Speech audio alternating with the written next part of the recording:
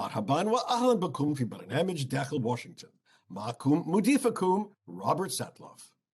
ستتنافس العديد من عناوين الأخبار مع بعضها البعض في عام 2022، من الاقتصاد إلى الجائحة إلى المحكمة العليا إلى التوترات مع روسيا والصين.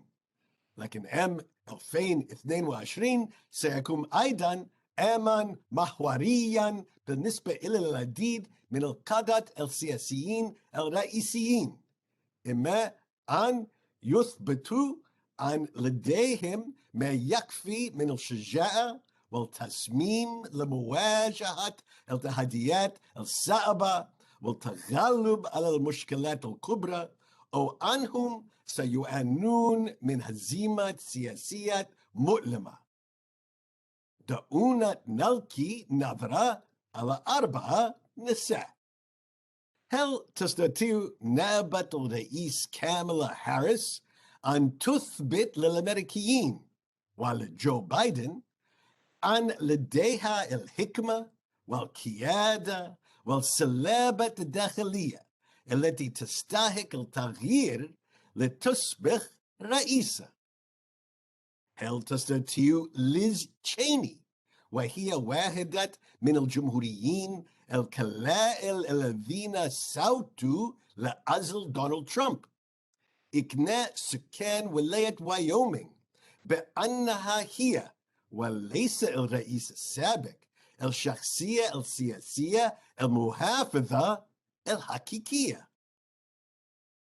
هل تستطيع ألكسندرا أوكاسيو-كورتيز، زعيمة المجموعة التقدمية في الكونغرس، أن تجري تغييرا يجعل تصبح زعيمة مسؤولة في الحزب الديمقراطي بدلا من كونها صوتا مرتفعا ولكنه هامشي؟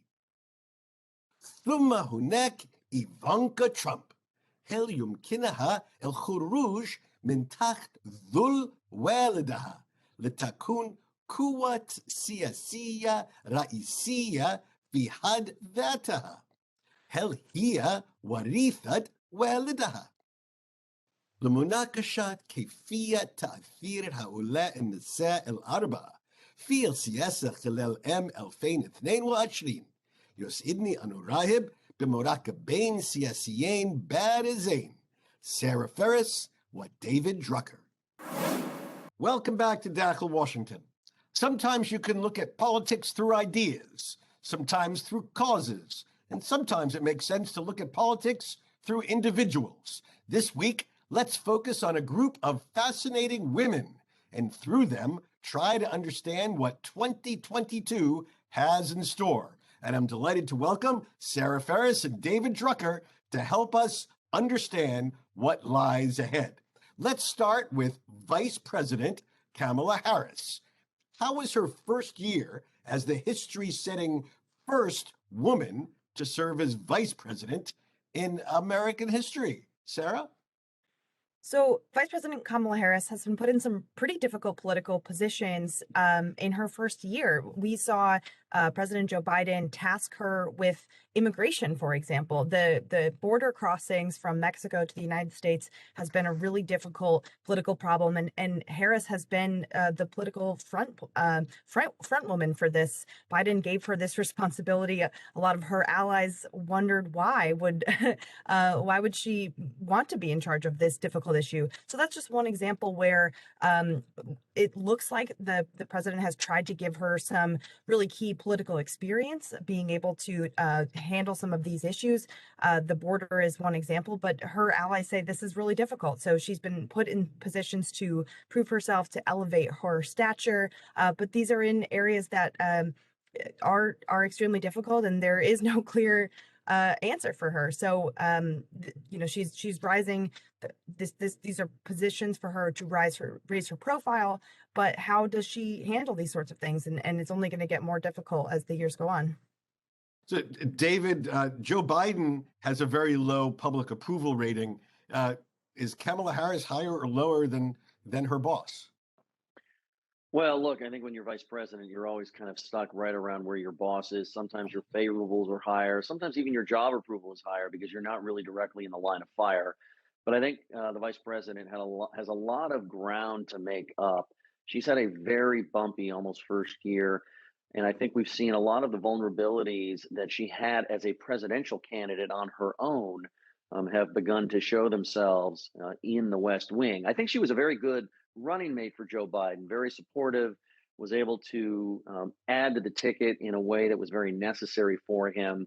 But I think that as a leader in an executive role who's able to take on the role of governing at a high level, and Sarah mentioned all of these different things that the president has given her to do, I think she has to show a greater command of the issues and just a greater command of the process. You know, presidents, vice presidents, they may get blamed or credited for things that they don't deserve. But she in particular is auditioning to be president. And in order to do that effectively, she's going to have to show a sense of command and control that hasn't really been there. Look, I think part of this, in a sense, is unfair in that normally we would look at a vice president early in a president's term and say that the president is going to run for reelection, that the next big task the vice president's going to have is, again, to be the running mate, the attack dog, do all of the things for the president that maybe need to be done, but that it would be better if the president didn't do. But because of President Biden's age and all of the speculation that he may not run for a second term, it has put this extra spotlight on Kamala Harris and created these questions about whether she's ready to be president today that normally wouldn't quite exist. And she would have normally, whether it was a he or a she, would have had so much more running room to get her sea legs and figure all of this out. But given the speculation about her boss, all of a sudden, the party and really the American people want to see how much she can handle much earlier in the process. And that's why, Sarah, 2022 is an important year for Kamala Harris to show that if it comes to that she could be the standard bearer for the Democrats. What does she need to do in 2022 to make that case? That's right. I think we're going to see her go out on the campaign trail and stump with some of these House and Senate Democrats who are going to be running for reelection. That's always a really important position.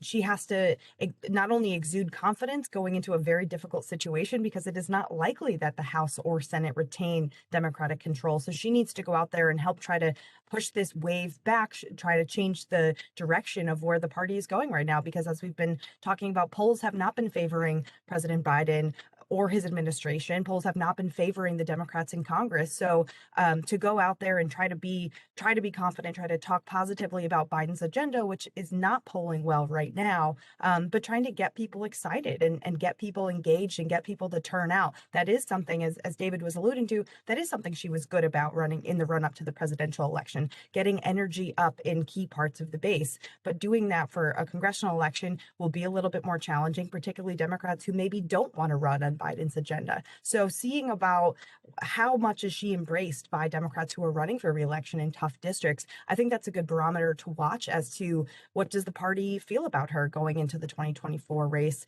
if indeed she is in a position to do that. Another tough test for her if the yardstick of success is helping to ensure that the Democrats keep the House and Senate in 2022. David, let me shift gears and ask you about one of the highest profile Republican women, and that is Liz Cheney. It's a huge year for her, but let's first give some background. Who is Liz Cheney? What happened in 2021 to put her at the top tier of high-profile women in American politics? Yeah, well, let me see if I can button this up for us. Liz Cheney is a Republican congresswoman who happens to be the daughter of former Vice President Dick Cheney. Dick Cheney was vice president for 8 years under George W. Bush. And Dick Cheney and Liz Cheney have often been partners on foreign policy matters over the years. Liz Cheney worked in the State Department at one time. They've co-written a book together. A few years ago, she ran for Congress from Wyoming, where her father, for about a decade, served as the state's at-large lone congressman. So she took on the role of her father. She quickly advanced in House leadership, also something her father did in the House back in the 1980s and 1990s. She ended up the number 3 ranking House Republican as the conference chairwoman. That was the title. After President Donald Trump lost his reelection bid but refused to concede, and following the riot at the Capitol in which supporters of Donald Trump's tried to stop the certification of the election and the elevation of Joe Biden as president, Liz Cheney disavowed her support for Donald Trump. They had clashes before, but largely on policy they agreed, especially on policy as it relates to Wyoming. She disavowed him and became one of his most ardent critics. And today she is the sort of vice chairwoman, the top ranking Republican, if you would, on this special committee that House Speaker Nancy Pelosi set up to investigate the riot at the Capitol on January 6th and President Donald Trump's role in that disturbance. And now she is facing a Republican primary back home in Wyoming, where the state is a majority Republican state, and most Republicans in Wyoming really like Donald Trump.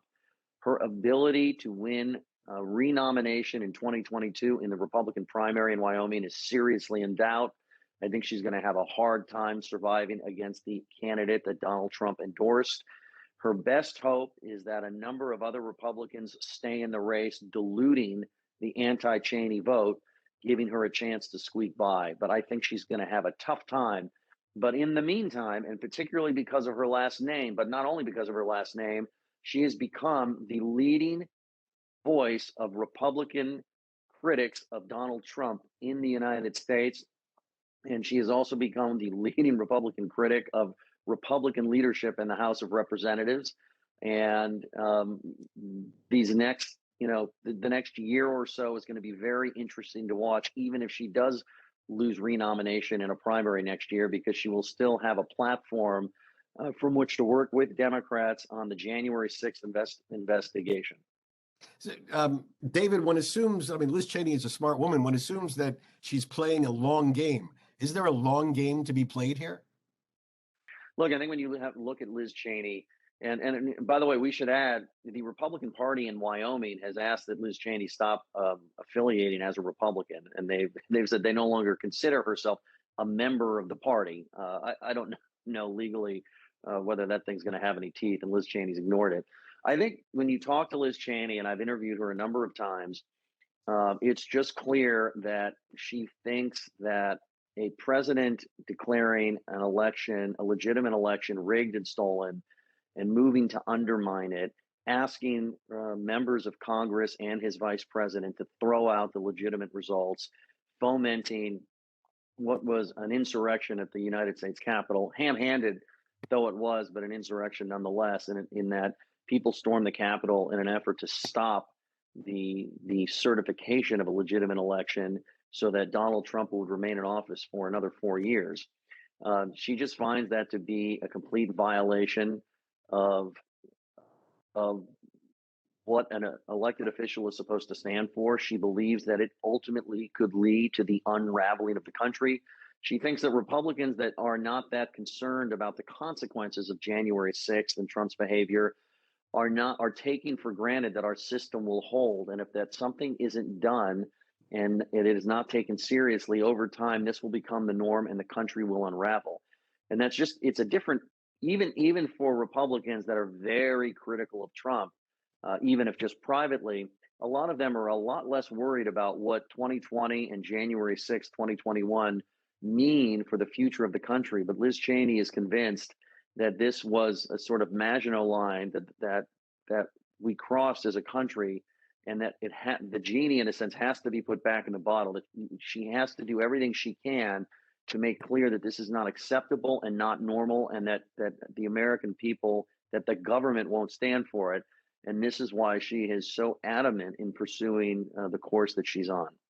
All right, when we come back after the break, thank you. We're going to shift to two other very prominent women, also one Democrat and one Republican, Alexandra Ocasio-Cortez and Ivanka Trump, in just a moment.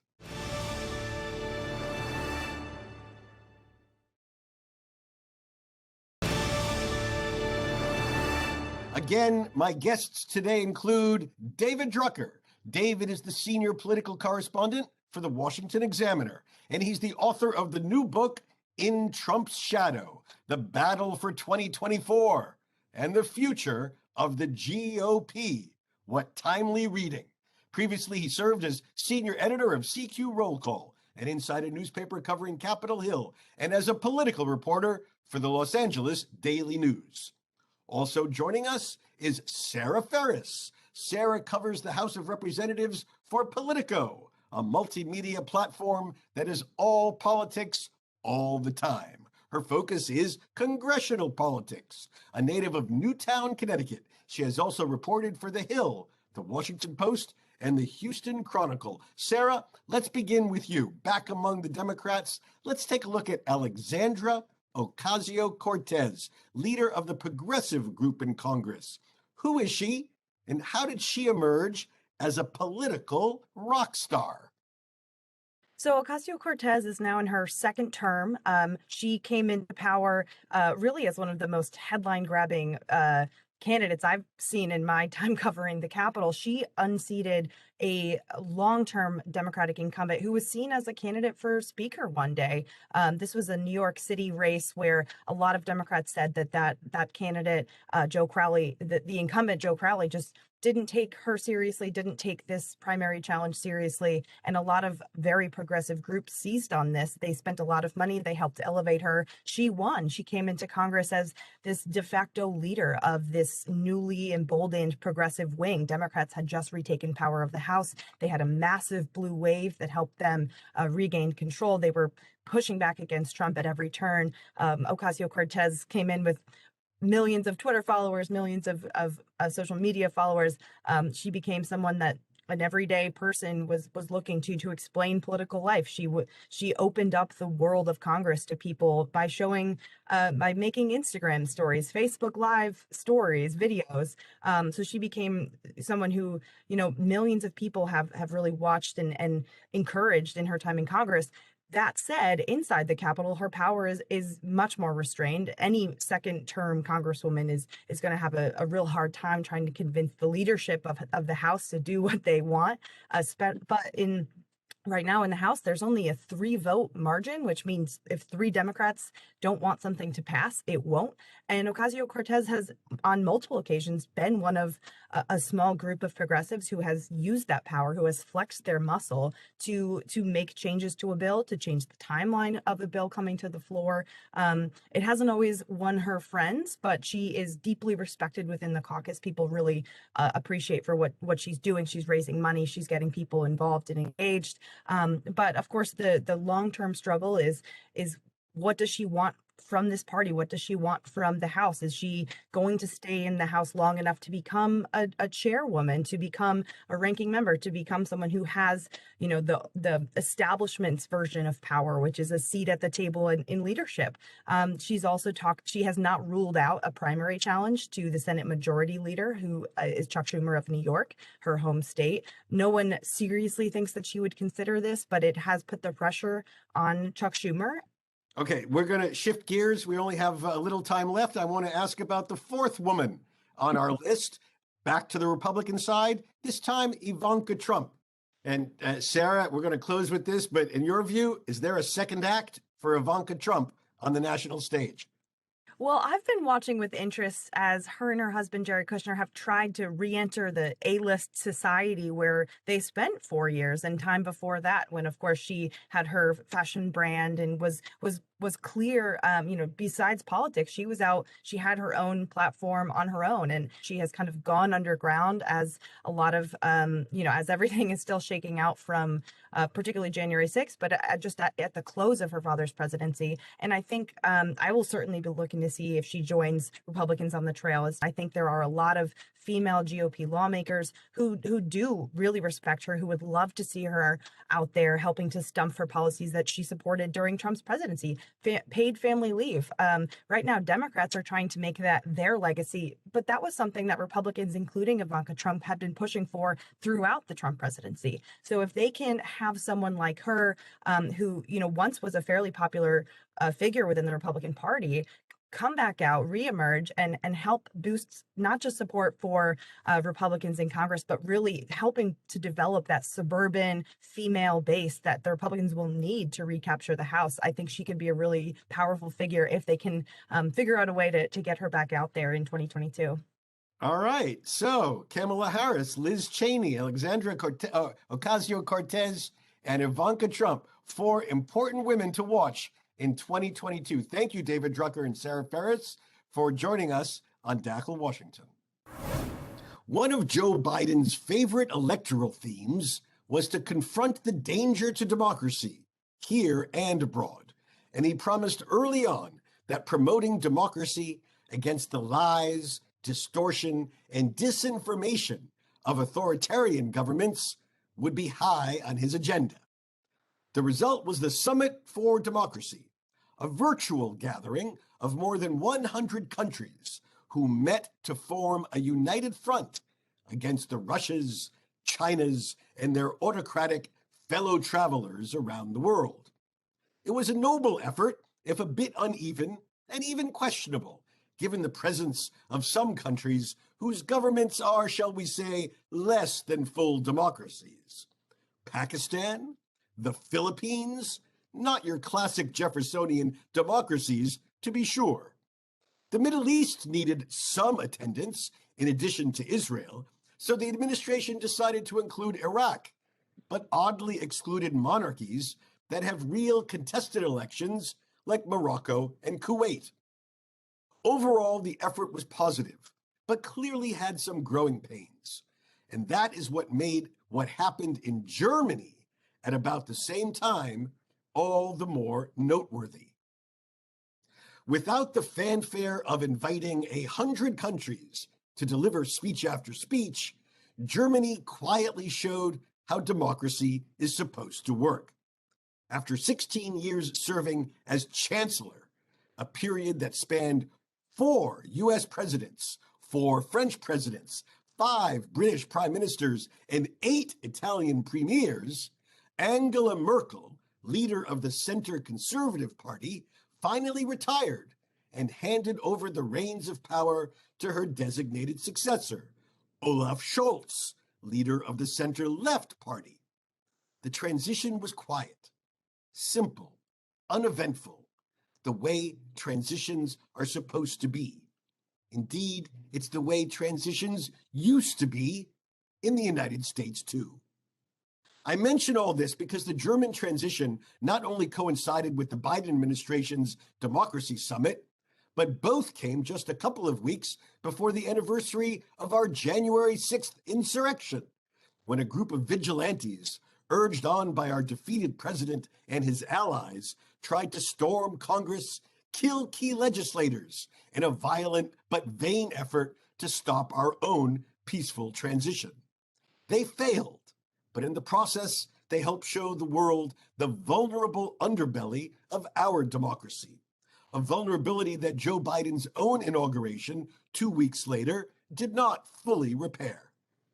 Summits can sometimes be useful, so I won't critique the one we held on democracy, but nothing succeeds like success. And in 2021, it was the Germans, not the Americans, who showed the world how democracy is supposed to work. With all due respect to our friends in Berlin, this is our game. We're supposed to be the best. But we weren't, at least not last year. To be the best, we have to do better. Behada nasalu nehayat hadhihi الحلقة من برنامج داخل واشنطن. إذا كانت لديكم أي استفسارات أو تعليقات حول هذه الحلقة، وخاصة حول القادة السياسيين الأكثر نفوذاً لعام 2022، أرجو أن تتواصلوا معي عبر تويتر على هاشتاج Inside Washington أو أن تراسلوني مباشرة على @RobSatloff. سأراكم الأسبوع المقبل، وإلى أن ألقاكم شكرا لكم وإلى اللقاء.